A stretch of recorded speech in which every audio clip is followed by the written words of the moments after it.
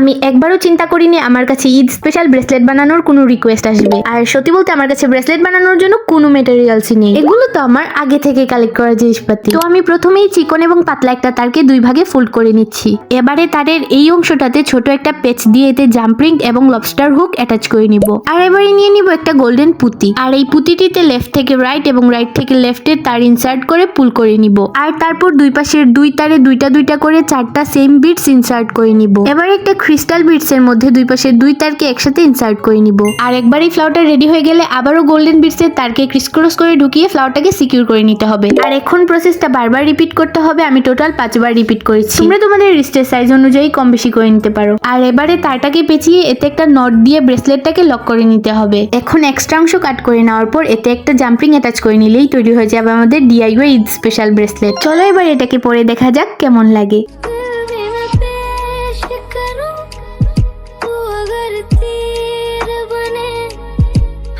के मेरा